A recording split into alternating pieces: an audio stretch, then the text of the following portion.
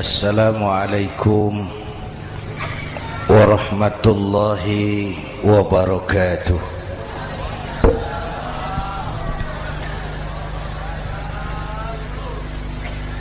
Alhamdulillahi wa kafa, wassalatu wassalamu ala sayyidina Muhammadin al-Mustafa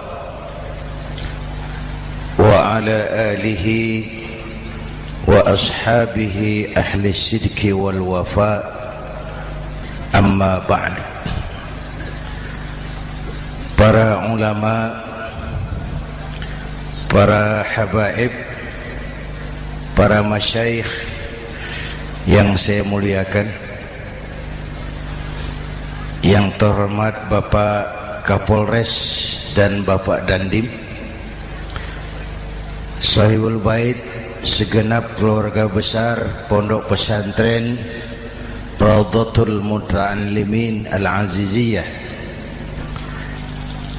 bapak-bapak, ibu-ibu, hadirin hadirat ma'asyiral muslimin yang saya cintai.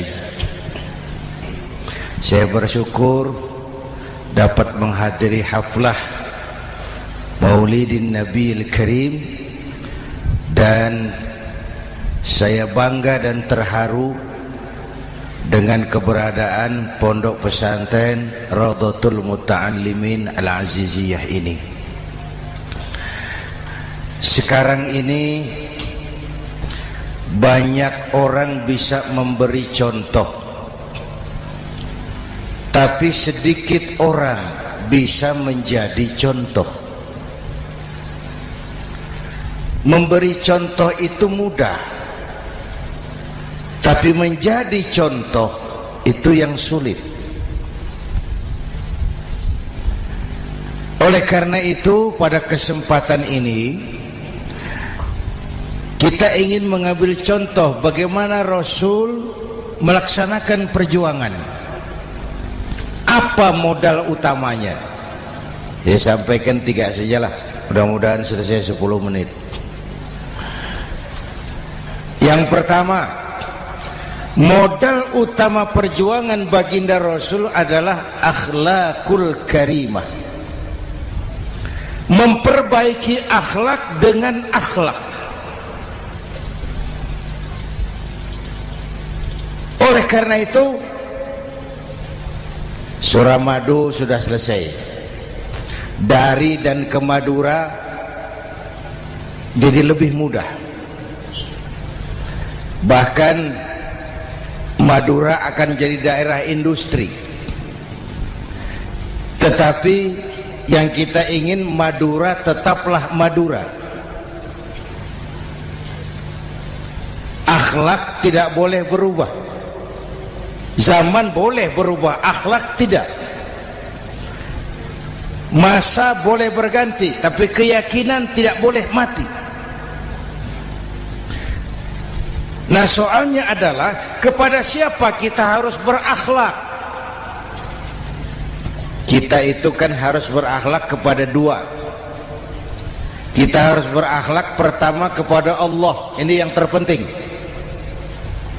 13 tahun Rasul berjuang di Mekah hanya memperbaiki akhlak kepada Allah, menanamkan tauhid, meluruskan akidah, membangun keyakinan. 13 tahun di Mekah itu, dengan perhitungan kalau fondasi kuat, bangunan aman.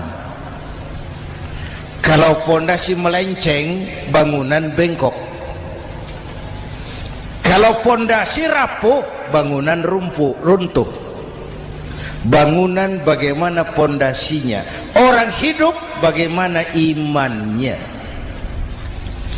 Kekuasaan dan jabatan baru ada manfaatnya kalau dipegang tangan orang beriman. Kalau tidak, yang muncul Fir'aun. Harta baru terasa manfaatnya kalau dipegang tangan orang beriman. Itulah sebabnya bangsa kita ini bukan cuma perlu orang pintar, kita perlu orang benar. Bahkan di masyarakat lebih baik benar tidak terlalu pintar ketimbang pintar tapi tidak benar.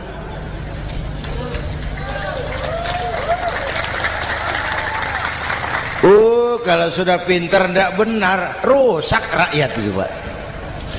Disuruh ngurus beras malah nimbun beras, ya. Disuruh ngurus laut jadi bajak laut. Disuruh ngurus hukum, bikin hukum seperti pisau, tajam ke bawah, tumpul ke atas. Kalau yang kecil salah, hukum cepat-cepat ditegakkan. Yang besar salah, diam pura-pura tidak mengerti. Itu yang melukai rasa keadilan.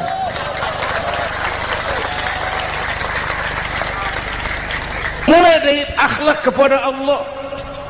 Bagaimana cara berakhlak kepada Allah? Caranya dua. Pertama, jangan menyekutukannya dengan sesuatu pun. Yang kedua, jangan menyembah kecuali hanya kepadanya. Itu akhlak kepada Allah. Konsisten, disiplin. Saya bersaksi tiada Tuhan selain Allah, maka saya tidak akan menyembah kecuali hanya kepada Allah. Saya tidak akan takut kecuali hanya kepada Allah.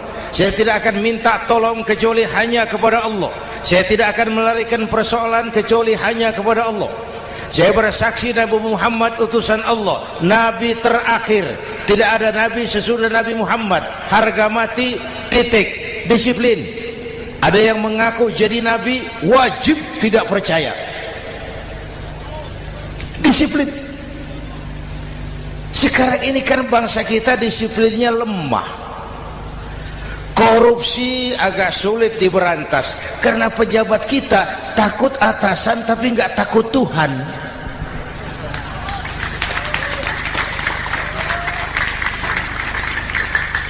Itu sama dengan anak muda naik sepeda motor ngebut, lampu merah jalan terus, di stop sama polisi.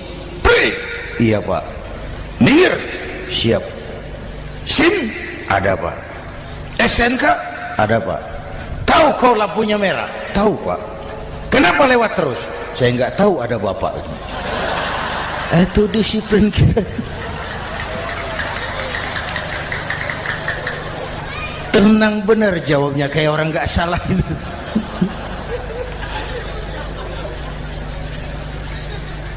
Iman. Apalagi belakangan ini saya sering bilang gini Pak, ini humor tapi agak tasawuf.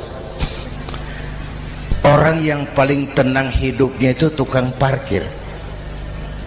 Coba lihat tukang parkir, walaupun mobil banyak, mereknya bagus-bagus, tidak pernah sombong. Tenang. Nanti mobil pergi satu demi satu, habis sama sekali, dia tidak sedih. Tenang. Mobil banyak tidak sombong, mobil habis tidak sedih. Apa rahasianya? Ternyata, nih tasawufnya di sini. Tukang parkir tidak merasa memiliki, tapi merasa dititipi. Wah, itu. Siapa saja yang merasa memiliki, bersiaplah kehilangan, dan itu menyakitkan. Tapi kalau merasa dititipi, jabatan, harta, anak, istri, semua titipan, hiduplah seperti tukang parkir. Pertama, titipan tidak boleh bikin kita sombong. Dititipi kok sombong, tidak pantas. Ya, Pak Zainuddin titip mobil ya, silakan. Yang punya mobil pergi, saya petatang peteteng. Tidak pantas dititipi kok sombong. Ada orang dititipi jabatan oleh Allah sombong. Dititipi sombong. Ada enggak pejabat sombong?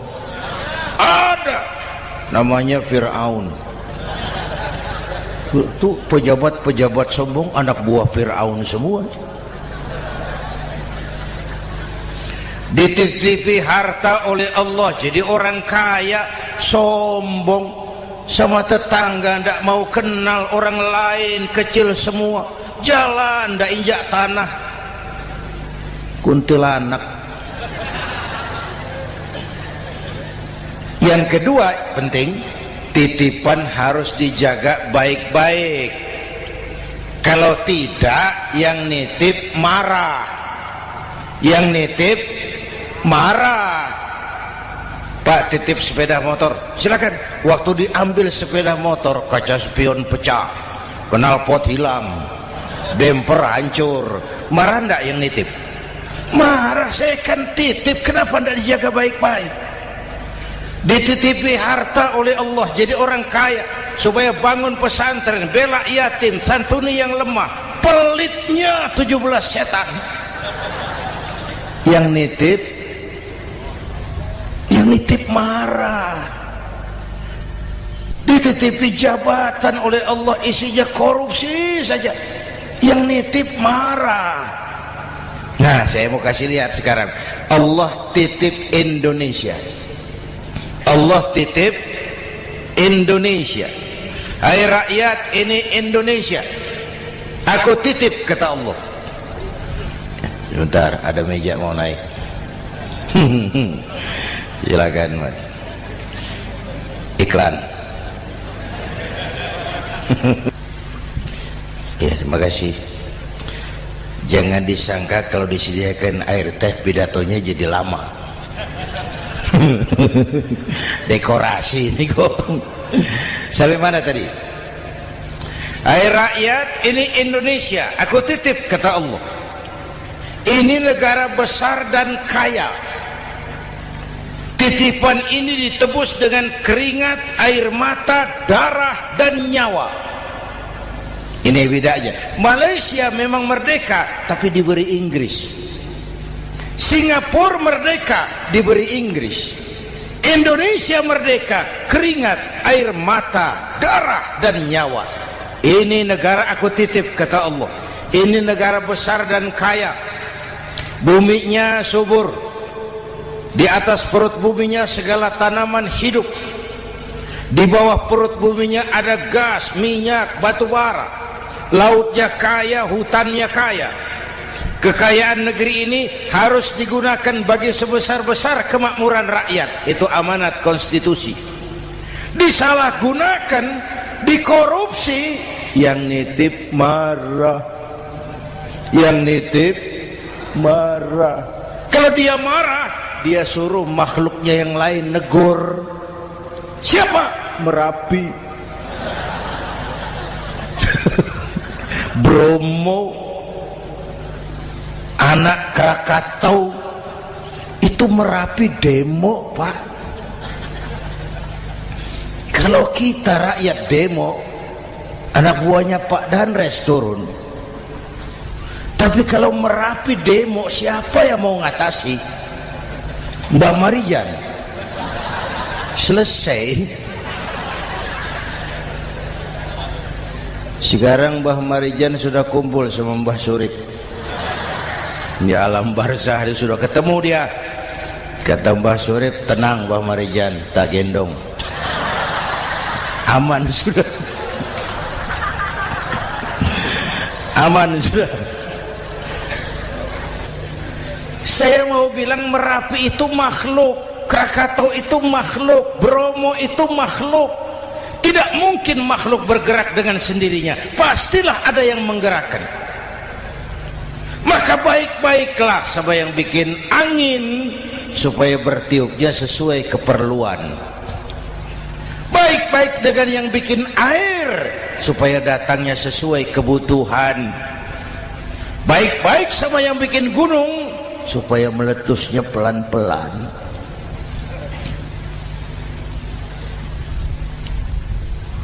Bapak Ibu hadirin yang saya hormati, menjaga titipan. Jangan menyembah kecuali hanya kepadanya. Jangan menyekutukannya dengan sesuatu pun. Ayo, saya ngobrol kita.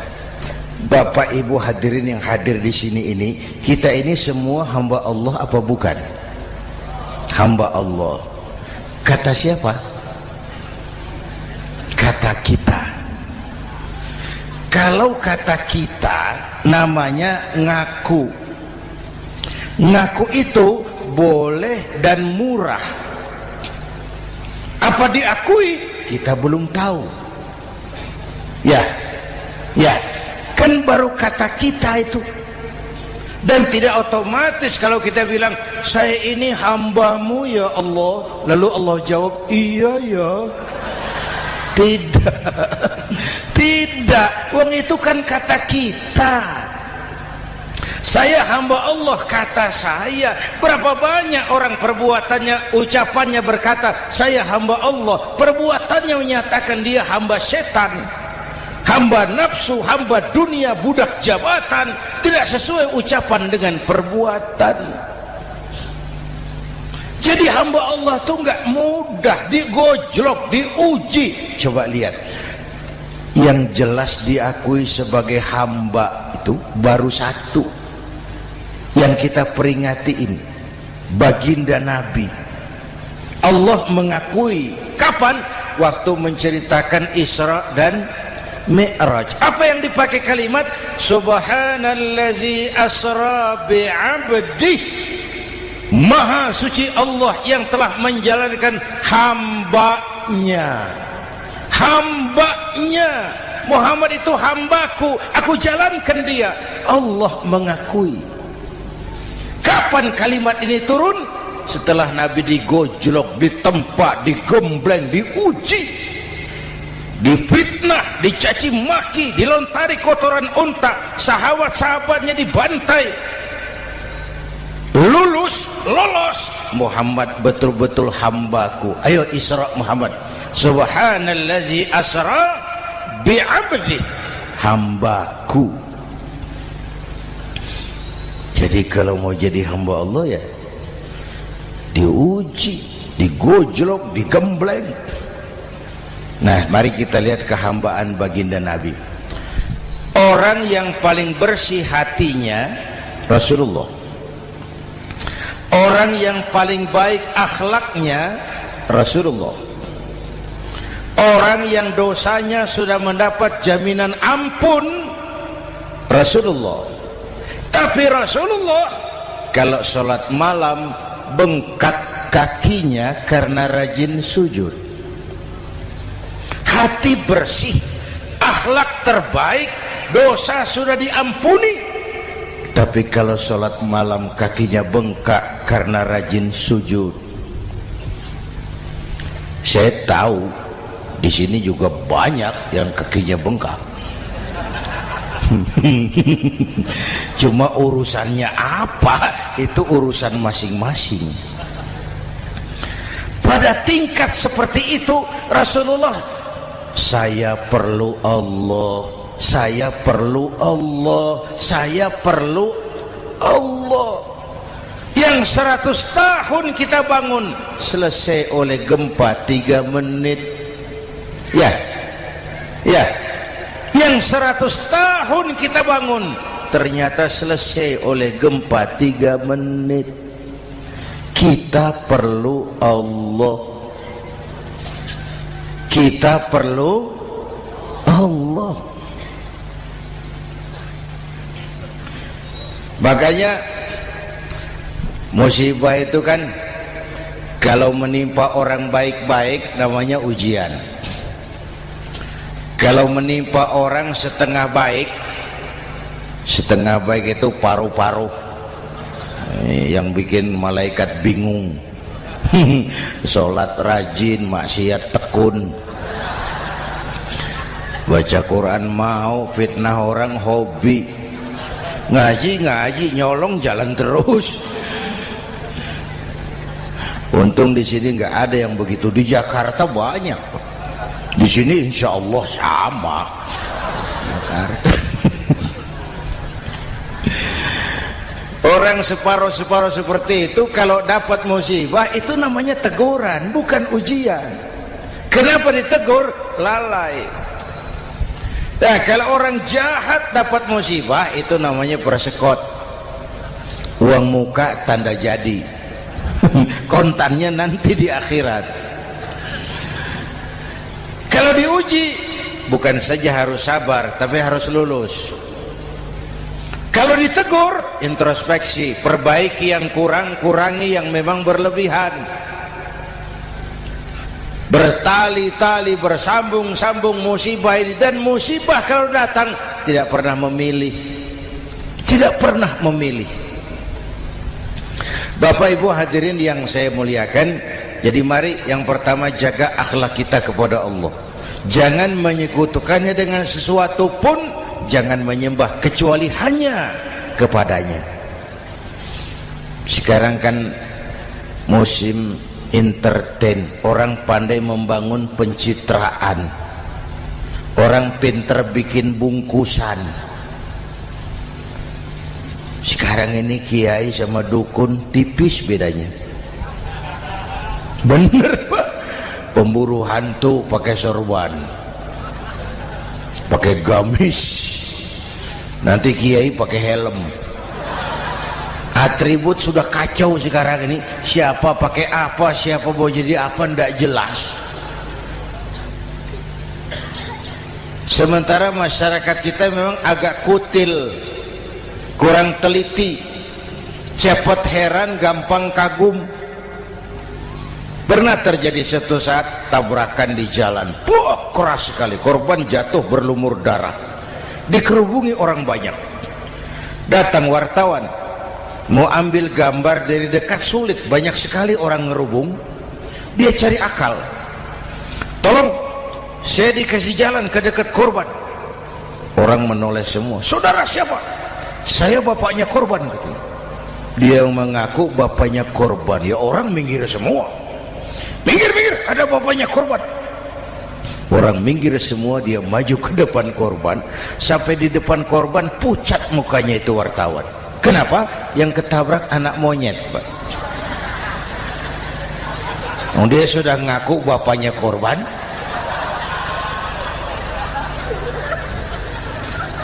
Ini cerita pendek tapi pesannya dalam. Kalau belum kenal benar jangan cepat-cepat ngakui. Ya, rakyat harus cerdas sekarang ini. Emas pasti kuning, benar itu? Apa semua yang kuning pasti emas? Udah cerdas lah itu, udah cerdas lah itu. Hati-hati, ini zaman pencitraan. Orang pandai bikin bungkusan. Oleh karena itu kita juga harus punya filter supaya tidak hanyut oleh kedangkalan-kedangkalan pencitraan itu. Satu itu akhlak kepada Allah. Yang kedua, kepada siapa kita berakhlak? Kepada sesama manusia. Kepada sesama manusia itu siapa? Pertama, sesama muslim. Malam ini saya hadir di sini, saya tidak merasa tamu. Saya hanya keluarga di tengah keluarganya. Bahwa saya lahir di Jakarta itu sih kebetulan. Saya enggak pesan. Yang kita tidak pesan jangan diributkan. Kita enggak pesan. Warna kulit seperti ini kita enggak pesan. Dari suku apa lahir kita enggak pesan. Potongan seperti ini kita enggak pesan. Islam membebaskan manusia dari ras diskriminasi. Pada waktu yang bersamaan Islam mengangkat harkat, derajat, martabat kaum wanita. Ini kasihan dari tadi nggak diajak ngomong nih. Pada waktu yang bersamaan Islam mengangkat harkat, derajat, martabat kaum wanita. Ibu-ibu mestinya lebih terima kasih sama Rasulullah. Sebelum Rasulullah datang, nasib perempuan menyedihkan, dilecehkan, harganya murah. Sebelum Rasulullah datang, murah. Sebelum Rasulullah datang, murah.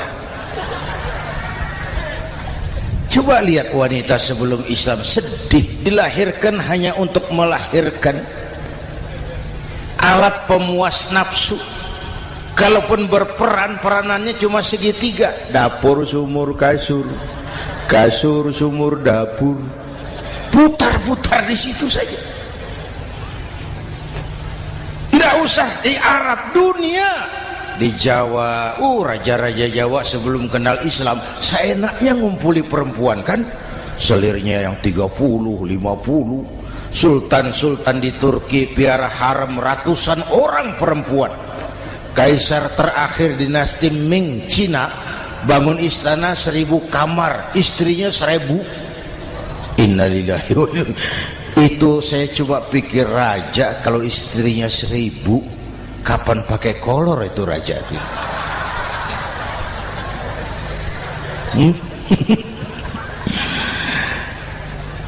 Rasulullah datang terenyuh, an-nisa imadul bilad, perempuan jangan diperlakukan begitu, perempuan tiang negara, kalau baik perempuan baik negara, kalau rusak perempuan hancur negara. Waktu ditanya, ya Rasul, siapa yang paling harus saya taati di dunia? Ibumu. Setelah itu siapa lagi? Ibumu. Setelah itu siapa lagi? Ibumu. Setelah itu siapa lagi? Bapakmu. Menghargai perempuan, ibumu, ibumu, ibumu, bapakmu. Ibu 3 kali disebut, bapak, bapak 1 kali, ibu 3 kali, bapak 1 kali, ibu 3, bapak 1, 1 bapak. Gimana sih ngitungnya jadi kerok begini? Salah ngitungnya, salah.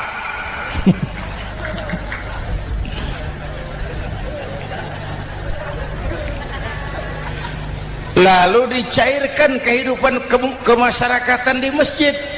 Masya Allah, masjid itu pendidikan demokrasi betul. Pertama, siapapun masuk masjid copot sandal, buka sepatu. Benar itu? Ini masyarakat yang mau kita bangun. Tidak ada warga negara kelas 1, semua sama. Lurah masuk masjid buka sepatu, rah. Camat masuk masjid buka sepatu, mat. Gubernur masuk masjid buka sepatu, Nur. Nikmatnya masyarakat masjid, nikmatnya masyarakat masjid. Coba binatang saja harganya tidak sama toh. Sapi yang mahal yang gemuk, betul? Karena harga sapi pada dagingnya, makin gemuk sapi makin mahal harganya. Tapi ada burung perkutut lebih mahal dari sapi, padahal dagingnya sedikit, betul. Kenapa harganya lebih mahal dari sapi? Harga perkutut suaranya. Di mana harga manusia yang paling gemuk? Silahkan bersaing dengan sapi. Maaf, maaf, maaf, maaf. Inna akramakum indallah atqakum. Masyarakat masjid sudah copot sandal, buka sepatu, sudah masuk ke dalam sholat berjamaah. Kalau sudah ke dalam sholat berjamaah, tidak pernah kita usil dari mana orang datang, yang penting kemana dia menghadap. Itu masyarakat masjid. Dari mana kamu? Dari kidul, Pak, madhab ngulon. Kamu dari mana? Dari lor, Pak, madhab ngulon. Kamu dari mana? Dari kulon, madhab ngulon juga. Ini kan konsep Bhinneka Tunggal Ika. Dari manapun orang datang, apapun warna kulitnya, dari suku apapun ia dilahirkan, kalau akidahnya sama, itu saudara kita. Lalu sholat berjamaah. Apa itu? Hidup bermasyarakat, berbangsa dan bernegara. Harus ada imam, harus ada makmum. Kenapa? Ini saya harus agak hati-hati ya, pakai sarung angin ini. Apa tadi ngomong apa saya? Sholat berjamaah, bermasyarakat, berbangsa dan bernegara. Ada imam, ada makmum. Siapa makmum? Kita ini rakyat. Siapa imam? Para pemimpin negara. Apa bedanya? Imam harus dipilih. Makmum nggak usah. Coba baca kitab fikih yang setebal apapun, nggak ada bab pemilihan makmum. Nggak usah, makmum nggak usah dipilih. Orang buta boleh jadi makmum, orang bisu boleh jadi makmum, tukang mabuk boleh jadi makmum, tapi tidak tiap orang boleh jadi imam. Imam harus dipilih. Siapa yang jadi imam?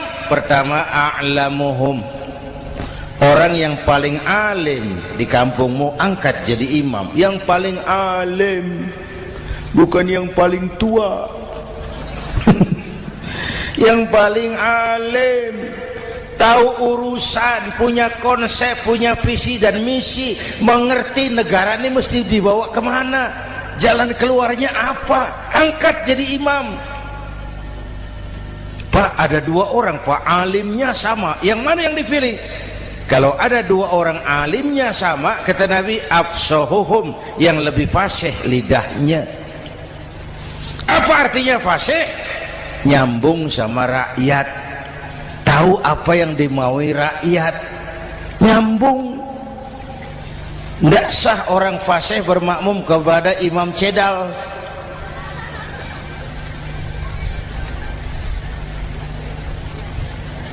Kenapa Bu?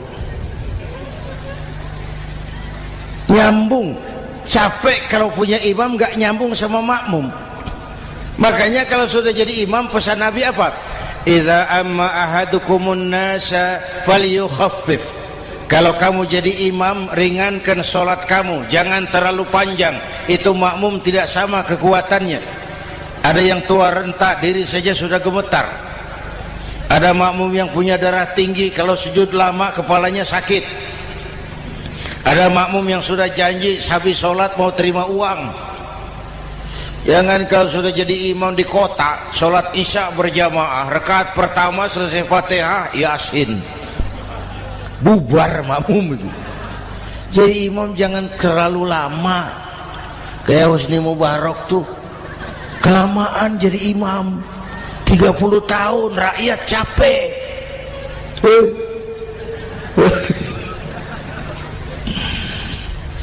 Bapak Ibu hadirin yang saya hormati, nah masyarakat Islam ini loyal, taat, setia. Kapan? Kalau imamnya benar. Imam takbir, makmum takbir, imam ruku', makmum ruku', imam i'tidal, makmum i'tidal, imam sujud, makmum sujud. Tapi masyarakat Islam tidak buta. Imam keliru, makmum wajib menegur. Ya. Bagaimana negurnya? Mestinya ruku', imam sujud. Wah, keliru ini. Subhanallah, kan gitu. Itu aturan main. Tidak boleh imam keliru, makmum emosi, main pegang, mam, hoi salah, hoi, kacau sholat.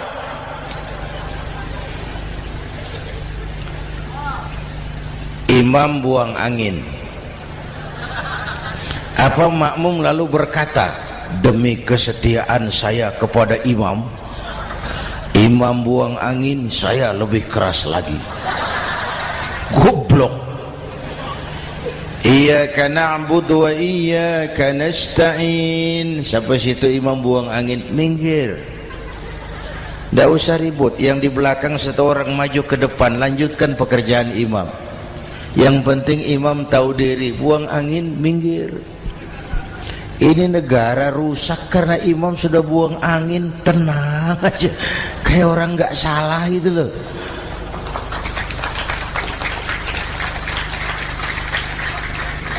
Selesai sholat dikasih tahu, imam tadi buang angin ya sedikit. Apa kalau nggak sedikit lalu nggak rusak sholat itu? Nah, dalam berjaga akhlak kepada sesama, ayo kita jaga kesatuan, persatuan, kerukunan, kekompakan. Ini pesantren Raudhatul Muta'allimin Al-Aziziyah, ini aset kita. Keberadaannya, pengembangannya, kelangsungannya bukan sekedar tanggung jawab pengurusnya, tanggung jawab kita sesuai dengan bidang dan kemampuan masing-masing. Yang punya jabatan bantu dengan wewenangnya, yang punya harta bantu dengan uangnya, yang punya tenaga bantu dengan tenaganya, yang bisa doa bantu dengan doanya, yang tidak bisa apa-apa bantu dengan diam. Diam saja lumayan loh itu membantu. Bapak Ibu hadirin yang saya hormati, saya ingat almarhum Panglima Besar Sudirman pernah bilang, kamu itu kalau mau menang harus kuat, kalau mau kuat harus bersatu, kalau mau bersatu hidupkan semangat silaturahmi. Mau menang harus kuat, mau kuat harus bersatu, mau bersatu hidupkan silaturahmi. Bapak Ibu hadirin, rukun antar umat seagama. Beda pendapat boleh, marah jangan. Kalau di Jakarta kan sekarang lagi musim apa itu wahabi yang bid'ah, sedikit bid'ah itu. Saya sih bilang yang suka tahlil bagus, terusin. Yang nggak suka tahlil nggak apa-apa, tapi jangan mencaci maki yang suka tahlil. Orang yang mabuk masih banyak kok yang tahlil dicaci maki. Kita nih seperti orang kurang kerjaan. Waktu guru saya Hadratul Mukarram Ki Haji Dr. Idham Khalid wafat, saya ajak orang baca Fatihah. Selesai, saya lagi duduk di belakang, seorang pengusaha nemui saya, Kiai, kenapa? Saya coba ingin kepastian. Apa? Orang yang sudah mati dibacakan Fatihah itu apa pahalanya sampai? Saya bilang gini, Mas, kamu kalau nggak percaya mati aja dulu. Saya bacain Fatihah, tunggu di sono. Kalau nggak nyampe balik lagi nggak apa-apa.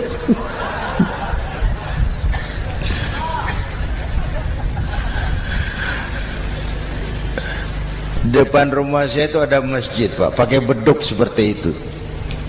Ada teman saya, Kiai, pakai beduk masjidnya. Iya pakai. Kan Rasulullah enggak pakai. Enggak memang. Bid'ah tuh. Oh, siapa bilang? Beduk itu bukan agama, itu budaya, tanda masuk waktu. Bukan manggil orang sholat. Manggil orang sholat pakai azan. Tanda masuk waktu, itu hebatnya Wali Songo, pakai beduk. Kalau nggak mau pakai beduk boleh, teriak-teriak juga boleh. Maghrib, maghrib, boleh. Tapi Wali Songo kan bijaksana, pakai beduk saja, sekali pukul satu desa dengar. Itu bijaksananya dakwah Wali Songo. Kalau beduk dianggap bid'ah, miskin kita. Itu budaya. Seperti sepeda motor, itu budaya. Kalau nggak mau pakai beduk boleh, teriak-teriak juga boleh. Maghrib, maghrib, boleh. Tapi Wali Songo kan bijaksana, pakai beduk saja, sekali pukul satu desa dengar. Itu bijaksananya dakwah Wali Songo. Kalau beduk dianggap bid'ah, miskin kita. Itu budaya. Seperti sepeda motor, itu budaya. Kalau beduk dia nggak bid'ah, sepeda motor bid'ah tuh. Rasulullah nggak pakai, jual, beliin unta.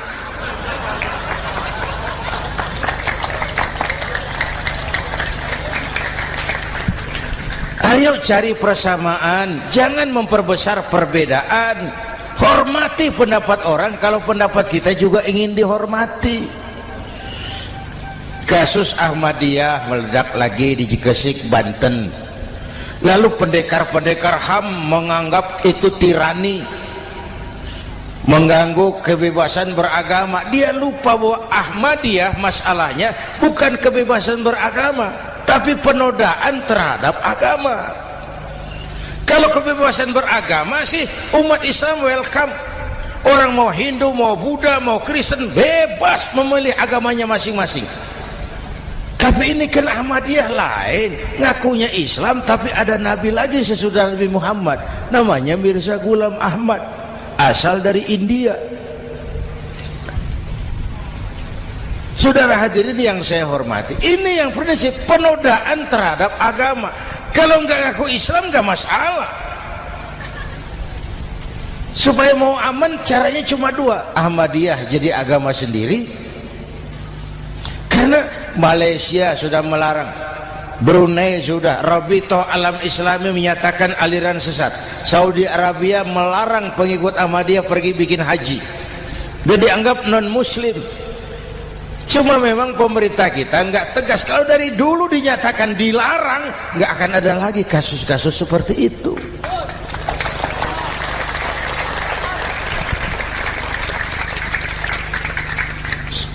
Nah, selain itu kita umat juga harus disiplin. Coba sudah berapa banyak nabi bermunculan di Indonesia. Dan Indonesia ini saya heran, Indonesia ini pasar bagus, Pak. Kalau ada nabi, ada aja pengikutnya, saya heran tuh. Indonesia ini pasar bagus. Ada Ahmad Musaddiq Al-Qiyadah, jadi nabi. Konsultan bulu tangkis jadi nabi. Dapat wahyunya di Bogor, ditangkap polisi 4 tahun. Muncul lagi di Bandung, namanya Sayuti, tukang cukur, ngaku dapat wahyu jadi nabi, ditangkap polisi lagi 2 tahun. Di Malang Ustadz Roy, ya sebenarnya petinju, dia masuk Islam, mu'alaf, belajar Islam tidak pakai guru, diutak-atik ayat Quran. Sholat kita harus mengerti artinya, maka sholat boleh pakai bahasa masing-masing. Ramai masjid. 2 tahun penjara. Di Jakarta muncul lagi Lia Edan, ngaku Jibril, ditangkap juga oleh polisi.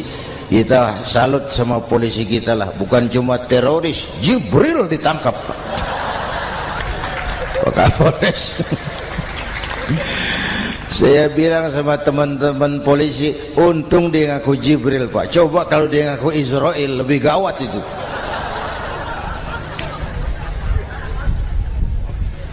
Yang parah, antara Cirebon Losari, dia perbatasan Jawa Tengah Jawa Barat, pernah muncul agama baru namanya agama Jasun, agama Jawa Sunda, agama Jasun Jawa Sunda. Yang jadi nabi Tugimin. La haula wala quwata. Saya bilang ini jangan jadi nabi, jadi kiai juga nggak angker ini. Al Mukarram Bapak Kiai Tugimin, nggak enak. Yang lebih ndak enak selawatannya loh itu. Kalau kita kan tadi nikmat tuh, ya Habibi ya Muhammad, nikmat rasanya itu. Coba ganti sama yang tadi, wah enggak, ya Habibi ya Tugimin, enggak enak itu, Pak. Jadi umat Islam itu sangat menghormati orang lain agama. Soal agama orang lain, lakum dinukum, awas hati-hati kalimatnya. Kita menghormati orang lain agama. Soal agama orang lain, lakum dinukum. Kita memang yakin cuma Islam agama yang benar, tapi bukan berarti kita boleh menghina agama orang lain. Kenapa? Kalau agama kita yang dihina, kita kan sakit hati. Orang lain sama dong. Itu sebabnya Allah berpesan, jangan kau caci maki Tuhan mereka, karena mereka akan balas mencaci maki Tuhanmu. Dan itu artinya mencaci maki aku, kata Allah. Jelas ini? Jelas? Justru karena umat Islam mayoritas di Indonesia, maka kerukunan antar umat beragama terjaga dengan baik. Kalau umat Islam mau main kasar, mau main kayu, mau main keras, umat Islam ini 85%, yang lain pasti selesai. Saya jamin selesai. Tapi kan tidak. Kita sadar betul ini negara Pancasila. Kita sadar betul bahwa kita harus menghargai orang lain agama, menjaga kerukunan, rukun antar umat beragama. Yang ketiga, rukun antar umat beragama dengan pemerintah. Dulu kiai saya bilang, sultanun zulum khairum min fitnatin tadum. Pemerintah yang jelek pun sebenarnya masih lebih lumayan ketimbang tidak ada pemerintahan. Kalau itu ukurannya. Coba umpama nanti Pak SBY sudah terlalu pusing, lalu pengumuman jam 000, seluruh rakyat Republik Indonesia saya umumkan mulai malam ini tepat jam 000 pemerintah bubar. Ayo bayangkan seperti apa kita tanpa pemerintah. Hukum rimba, yang kuat menekan yang lemah, yang kaya merampok yang miskin.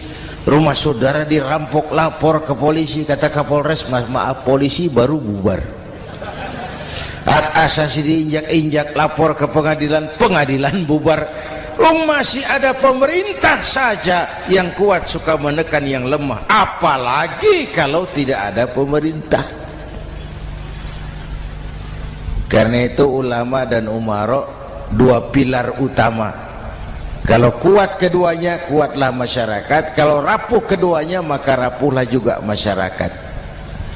Bapak Ibu hadirin yang saya hormati, ini yang kedua, kita harus berakhlak kepada sesama. Yang ketiga, kepada siapa kita harus berakhlak? Kenapa? Iya, saya cuma lihat jam. Yang ketiga, kepada siapa kita harus berakhlak? Kita ini harus berakhlak kepada makhluk Allah yang lain di luar manusia. Kepada air kita harus berakhlak loh Pak. Saya dulu remaja ngaji fikih, kiai ngajar makruh buang air kecil di tanah yang berlubang. Saya protes, kenapa makruh kiai? Pertama, untuk kesehatan. Siapa tahu di lubang yang kau kencingi ada gas beracun. Kalau tidak kiai, kalau tidak maka artinya kau harus melindungi binatang yang ada di dalam lubang. Siapa tahu di lubang yang kamu kencingi ada semut sedang rapat membahas masalah Mesir. Apa dosanya lalu mati dikencingi? Ini namanya rahmatan li semut. Bapak Ibu hadirin yang saya hormati, ada hadis sederhana, fa iza zabahtum fa ahsinu zibhata. Kalau kamu menyembelih hewan, sembelihlah dengan cara yang terbaik. Jangan nyembelih ayam pakai pisau tumpul, itu namanya tidak berperi kebinatangan. Kepada ayam kita berakhlak, kepada pohon kita berakhlak, kepada air kita berakhlak. Kenapa sekarang alam tidak seramah dulu? Karena kita juga tidak ramah kepada alam. Kenapa sering terjadi banjir? Karena tempat air kita kurangi. Dia bingung mau kemana. Air nggak punya tempat. Akhirnya masuk ke rumah kita juga. Masuk dalam zoharul fasadu bil barri wal bahri bima kasabat aydin nas. Karena kita tidak berakhlak kepada lingkungan. Bapak Ibu hadirin yang saya hormati, jadi itu yang pertama, modal utama perjuangannya akhlakul karimah. Mau sukses, utamakan akhlak. Industrialisasi boleh terjadi di Madura, jalan berhotmik licin, oke. Listrik masuk desa, alhamdulillah. Tapi akhlak jangan berubah, akidah jangan goyah.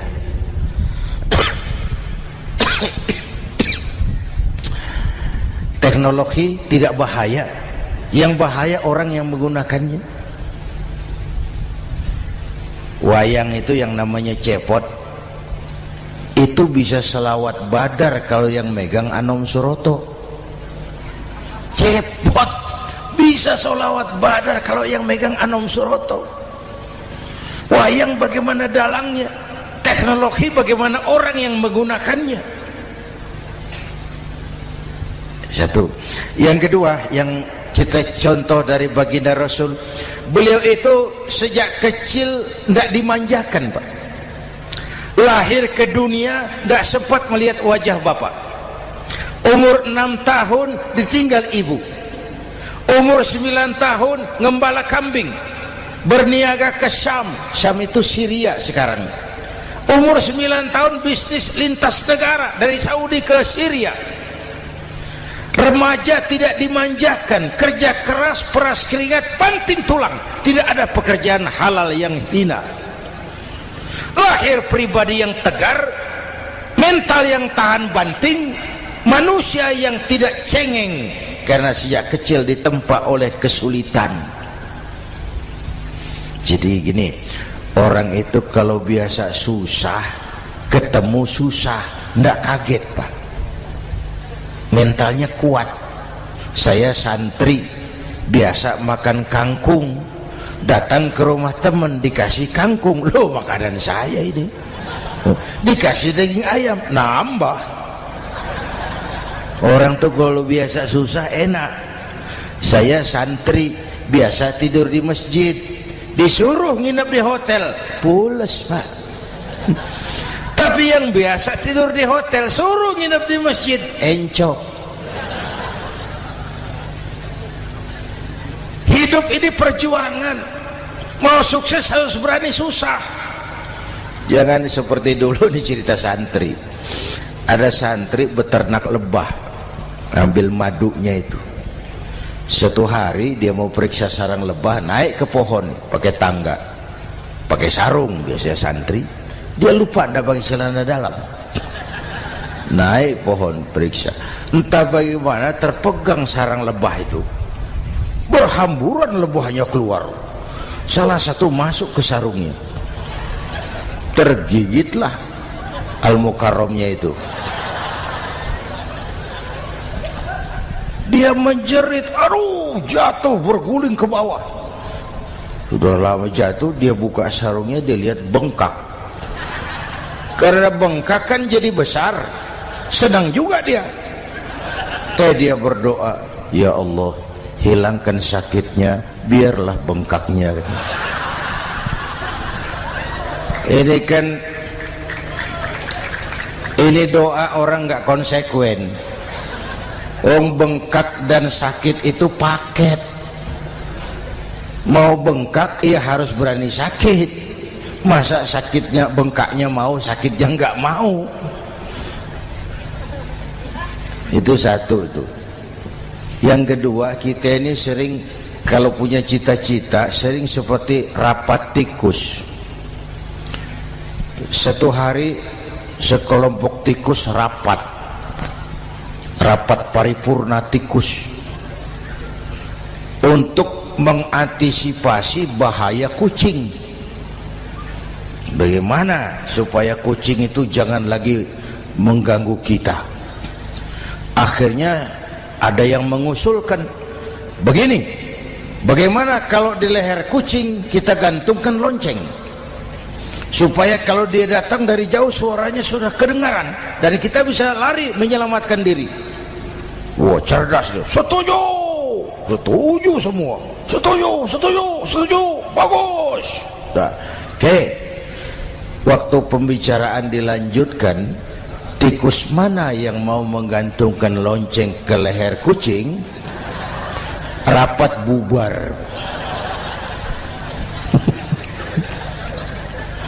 Setuju, akur. Iya.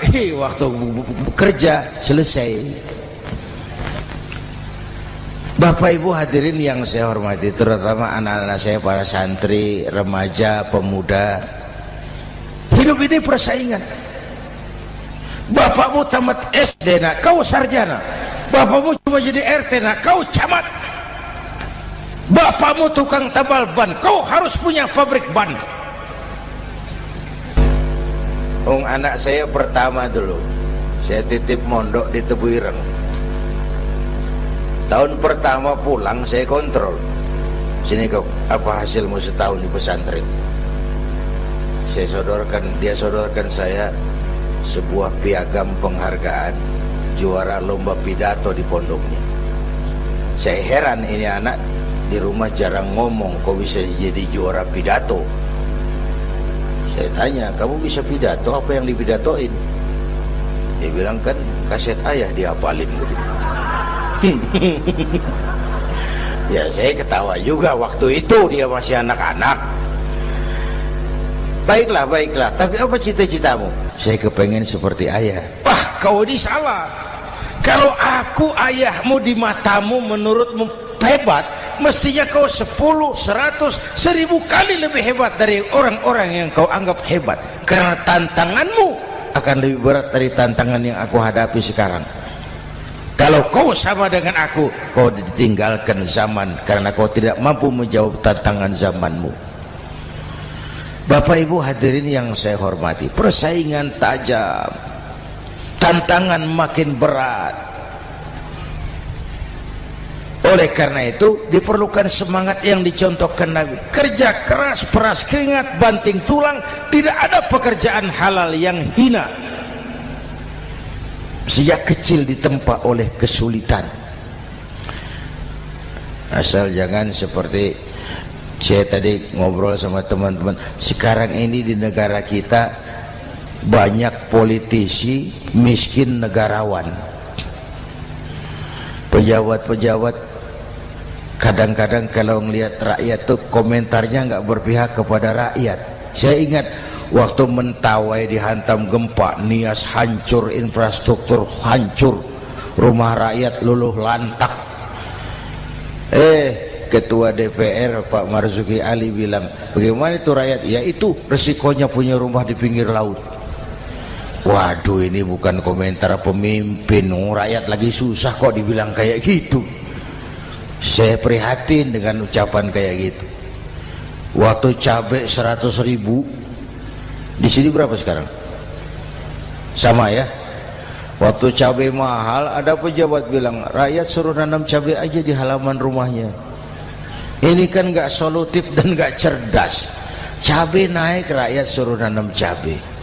Nanti beras naik, rakyat suruh nanam padi. Yang saya khawatir kalau telur mahal, apa rakyat suruh betelur gitu? Ini kan gak cerdas dan gak solutif. Bapak Ibu hadirin yang saya hormati, apalagi tadi sudah saya bilang di awal, kita ini bangsa yang ditempa oleh kesulitan. Mau merdeka saja dengan keringat, air mata, darah dan nyawa. Kita tidak boleh cengeng menghadapi kesulitan ini. Tegar, tahan uji, tahan banting, dan seterusnya. Itu hal yang kedua. Yang ketiga, terakhir, Rasulullah itu sosok yang ibadahnya luar biasa. Tadi sudah saya jelaskan sebagian. Ibadahnya luar biasa. Ayo kita bantu keamanan negeri kita ini. Dengan apa? Istighfar. Wa ma kana Allahu mu'adzibahum wa hum yastaghfirun. Allah tidak akan turunkan bencana selagi di tengah mereka masih banyak orang-orang yang istighfar. Rasulullah yang dosanya sudah diampuni sehari 100 kali istighfar. Ayo kita ngobrol ini. Pak, saya ini Zainuddin ini, kalau mengharap masuk surga dengan amal yang saya kerjakan sendiri, rasa-rasanya tipis harapan. Bener. Sholat saya berapa banyak saya tahu. Sedekah saya berapa duit saya tahu. Dosa saya berapa banyak saya tahu. Lalu saya baca sejarah.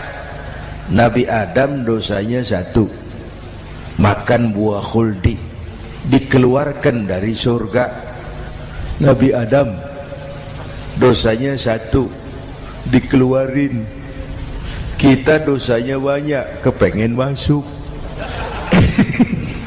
Ini enggak nyambung ini. Nabi Adam Nabi Adam dosanya satu, dikeluarin dari surga.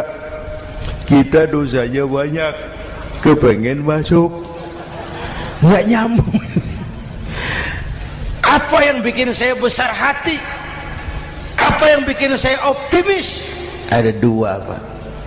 Pertama yang disebut rahmat Allah, yang kedua disebut syafaat Rasulullah. Dua itu, Pak. Oh, kalau kita ini insya Allah nanti sampai ke surga, amin, amin. Kalau kita ini sampai ke surga, Pak, saya jamin itu bukan karena amal kita, itu karena rahmatnya Allah. Hendaklah seberapa banyak sih amalan kita mau menggapai surga? Kalau bukan karena rahmatnya Allah, sulit sampai ke sana. Hei manusia, dosamu besar, tapi lihat rahmatku lebih besar. Hei manusia, salahmu banyak, tapi ampunanku lebih banyak. Kau nangis di hadapanku, aku senyum melihatmu. Kau berjalan menujuku, aku berlari menyambutmu. Istighfarnya sehari 100. Lalu ada hadis qudsi, inni la ahammu bi'adzabi ibadi. Kadang-kadang aku pengen turunkan azab bencana kepada manusia, tapi ketika aku melihat 3 perkara, murkaku surut, bencana aku tarik kembali. Coba perhatikan hadis qudsi ini. Allah mau marah hendak jadi, bencana ditarik, musibah diangkat. Kenapa? Ada yang meredam murka Allah. Allah enggak jadi marah. Siapa? Pertama, suyukhan rukka. Aku lihat orang-orang tua tengah malam sujud sambil berlinang air mata, nangis di hadapan Allah. Itu kita hutang jasa loh, Pak, sama orang-orang yang tengah malam sujud nangis di hadapan Allah. Lihat yang begitu Allah tidak jadi marah.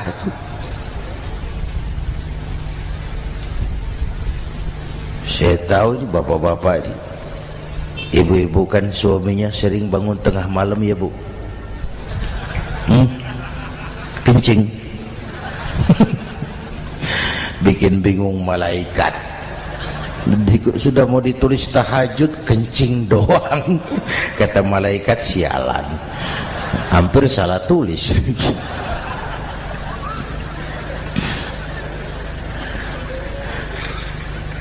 Aku lihat orang tua tengah malam sujud sambil berlinang air mata. Lalu aku lihat bayi-bayi tanpa dosa masih menyusu, sibyanan rudda. Bayi-bayi tanpa dosa masih menyusu, suci, bersih, belum ternoda. Wabahaiman rutta. Dan aku lihat binatang ternak melata mencari makan, kambing mudah cari rumput. Alam terjaga keasriannya. Bagaimana bencana enggak mau nambah? Kita mengamalkan hadisnya juga terbalik. Yang diminta itu orang tua tengah malam sujud, bayi tanpa dosa nyusu.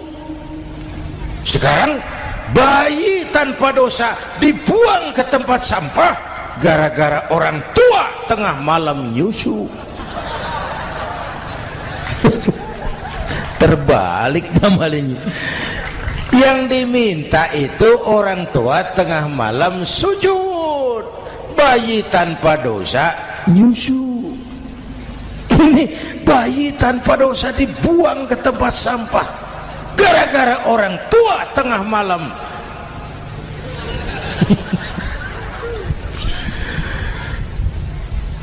Bapak Ibu hadirin yang saya hormati, rahmat Allah kita perlu. Yang kedua, syafaat Rasulullah.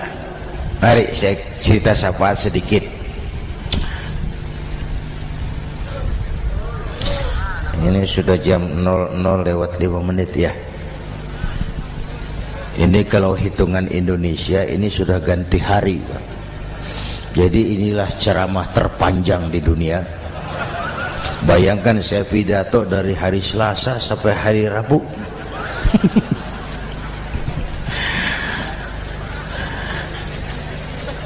Syafaat. Agak saya singkat ceritanya. Nanti itu Pak, setelah alam ini hancur sehancur-hancurnya, bumi gempa, gunung meletus, air laut tumpah ke darat, halilintar menyambar, planet-planet bertabrakan, semua yang hidup mati bareng tanpa persiapan, termasuk malaikat. Malaikat mati, yang tinggal cuma Allah sendirian. Yang lain hancur semua, tinggal Allah sendirian. Allah patroli, berseru-seru, limanil mulkul yaum, ahai, siapa penguasa hari ini? Mana Fir'aun yang ngaku Tuhan? Nongol kalau memang Tuhan. Mana Abrahat, mana Namrus, mana itu Benito Mussolini, mana itu Adolf Hitler, mana itu Hosni Mubarak? Penguasa-penguasa yang ngaku berkuasa, nol kalau memang penguasa. Gak ada yang jawab Pak, semua sudah rebah. Allah lalu berkata, la ilaha illa ana. Ternyata tidak ada Tuhan lain selain aku. Allah sombong waktu itu. Kalau Allah sombong itu pantas. Hadis qudsi mengajarkan al-kibriya'u libasi, sombong itu pakaianku, kata Allah. Cuma aku yang pantas pakai. Kamu manusia nggak pantas pakai pakaianku, kebesaran. Pakaian Allah mau dipakai, sombong itu pakaian Allah, cuma Allah yang pantas pakai. Nanti itu yang pertama dihidupkan bukan kita, malaikat dihidupkan lebih dulu. Tiupan pertama, malaikat hidup semua, diatur panitia akhirat. Yang nyambut tamu siapa, yang pimpin marawis siapa, Malik siap, sediakan neraka. Aku mau bakar itu bajingan tengik yang waktu di dunia nggak mau sujud, jauh dari ulama, tinggal di masyarakat jadi biang kerok, sama yatim kejam. Sediakan neraka. Baik Ridwan, iya, sediakan surga. Aku mau balas hamba-hambaku yang waktu di dunia rajin sujud, dekat dan cinta kepada ulama, santun kepada yatim, suka menolong orang yang memerlukan pertolongan. Baik Jibril, Mikail, iya, ke surga. Untuk apa ya Rob? Ambil kendaraan bernama Buraq, turun ke alam, cari di mana kubur kekasihku Muhammad, bangunkan dari kuburnya, bawa ke surga. Turun Jibril dan Mikail, cari kubur Nabi. Wong alam sudah hancur-hancuran, jangan cari kuburan, cari bangkalan aja nggak ketemu. Bingung dua-dua. Jibril, sebelah mana kubur Nabi? Nggak tahu Mikail. Lalu dua-duanya sujud mohon pertolongan Allah. Dengan izin Allah terbuka kubur Nabi. Allahumma sholli alaihi wa ala alihi. Bangun dari tidur seperti orang bangun dari kubur seperti orang bangun tidur. Nabi mengusap mata, menoleh ke kanan Jibril, menoleh ke kiri Mikail. Lalu tanya, ayu yaumin hadza ya Jibril? Ini hari apa Jibril? Ini hari apa? Hadza ma wa'ada ar-Rahman. Ini hari yang dijanjikan Allah Muhammad. Ini kiamat. Kiamat Jibril? Kiamat. Jibril, kalau memang ini hari kiamat, aina ummati? Umat saya mana Jibril? Umat saya mana? Allah karim.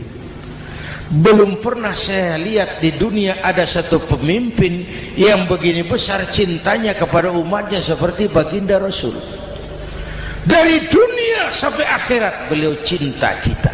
Dari dunia sampai akhirat beliau bela kita. Bangun dari kubur, tahu hari sudah kiamat, yang pertama ditanya, aina ummati? Umat saya mana Jibril? Kita yang ditanya. Kalau saya yang pertama dibangkitkan dari kubur, lain pertanyaannya. Ini hari apa Jibril? Kiamat Zainuddin. Oh, bini saya mana Jibril? Nabi enggak tanya Khadijah wala Fatimah wala Aisyah, aina ummati? Umat saya mana Jibril? Umatmu? Iya. Kau manusia pertama yang dibangunkan dari kubur. Yang lain masih dikubur. Oh. Lalu kita ke surga Muhammad. Perintah Allah, perintah Allah. Sampai di surga seperti orang tidak betah Nabi itu, resah, gelisah, mondar mandir, mukanya murung. Yang punya surga kan negur, Muhammad, labbaik ya Rabb. Tidak enak di surga ya? Enak. Kok kamu seperti orang nggak kerasan gitu loh, resah, gelisah. Kenapa? Saya teringat umat saya ya Allah. Umat saya bagaimana nasibnya? Iya, saya sudah enak di DPR. Salah. Saya sudah enak di surga. Gaji cukup, kursi empuk, dapat mobil dinas. Nggak. Umat saya yang waktu kampanye kepanasan itu gimana nasibnya?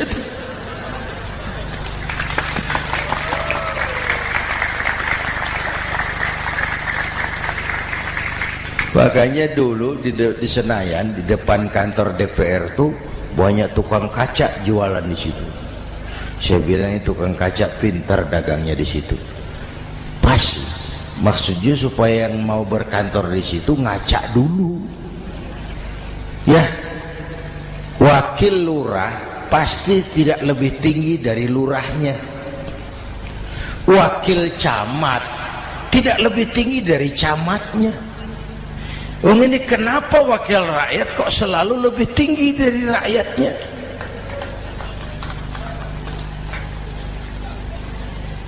Kan yang memberikan mandat kita rakyat. Kemerdekaan bertujuan mengantarkan rakyat ke gerbang kesejahteraan. Lalu rakyat mempercayai tugas itu kepada pemerintah dan wakilnya di DPR. Saya percayakan kamu mengantarkan rakyat ke gerbang kesejahteraan. Itu amanat Undang-Undang Dasar. Biasanya yang diantarkan sampainya lebih dulu biasanya. Yang diantar sampai lebih dulu, yang mengantar nyusul, namanya ngantar belakangan. Ini lebih cepat wakil rakyatnya makmur daripada rakyatnya. Yang mau ngantar makmurnya lebih dulu dari yang mau diantar. Yang diantar kelelerahan di jalanan, yang mengantar udah sampai.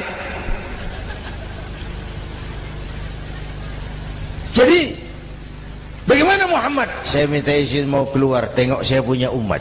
Oke, saya potong ceritanya. Saat manusia dibangkitkan dari kuburnya masing-masing, Masya Allah, Masya Allah, saya nggak sanggup bayangkan jumlah manusia yang hidup di muka bumi sekarang kan 6 miliar. Cina berdua, India 2,5 miliar. Cina 1,5 miliar, India 1 miliar rakyatnya. Berdua sudah 2,5 miliar. Itu kalau kencing bareng banjir besar. Bayangkan manusia dari awal sampai akhir berapa puluh miliar kumpul di padang mahsyar. Subhanallah. Sibuk, panik, bingung mau disidang di hadapan Allah. Sebagian kumpul di pojokan berunding, kita mau disidangi. Terus ayolah kita cari bantuan. Kemana? Adnan Buyung. Begini. Kita ini kan anak cucu Nabi Adam. Pantas dong kita minta tolong sama beliau. Yuk, setuju. Berangkat cari Nabi Adam. Ya Adam, anta abal bashar. Adam, tuan datuknya manusia, kami cucu kamu, anak turunan kamu mau disidang, tolong kami Adam, tolong.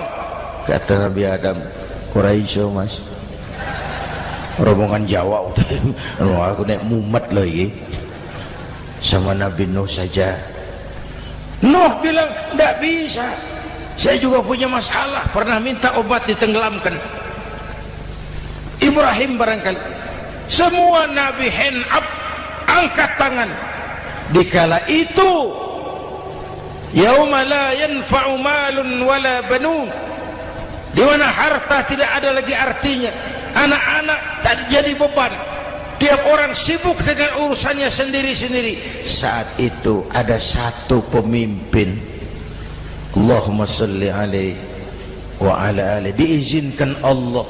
Dikala semua nabi yang lain angkat tangan hand up, beliau malah ummati ana laha, ta'ali ummati, ta'ali ummati, umatku sini, umatku sini. Beliau memanggil-manggil umatnya.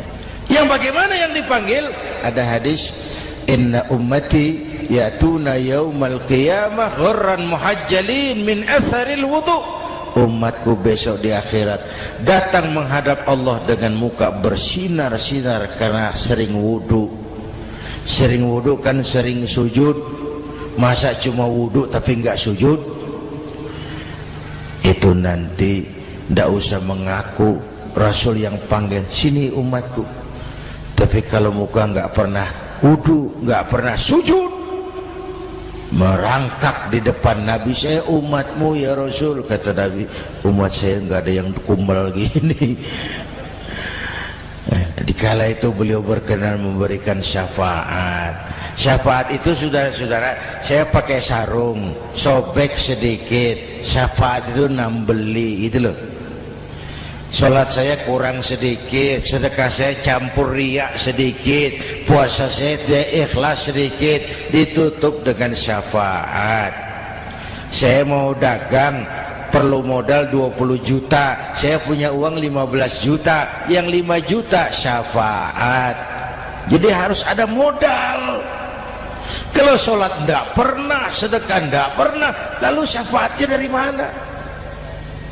Yang dapat tambelan itu yang punya sarung bolong, punya sarung sobek, ditambal dengan syafaat. Lah kalau tidak ada sarung, apa yang mau ditambal? Ya, nah, mudah-mudahan kita semua mendapat rahmat Allah dan mendapat syafaatnya Rasulullah Sallallahu Alaihi Wasallam. Bapak Ibu hadirin, sudah 7:30 lewat 4 jam. Saya pun kangen, tapi hari sudah larut. Insya Allah lain kesempatan kita jumpa lagi. Terima kasih kepada Al-Mukarramun, para ulama, para habaib, pengasuh pesantren Raudhatul Muta'allimin Al-Aziziyah, dan semua yang hadir. Mudah-mudahan yang saya sampaikan ada manfaatnya. Usikum wa iyaya bitaqwallah. Aqulu qawli hadza fa astaghfirullahal azim li wa lakum. Wassalamu alaikum warahmatullahi wabarakatuh.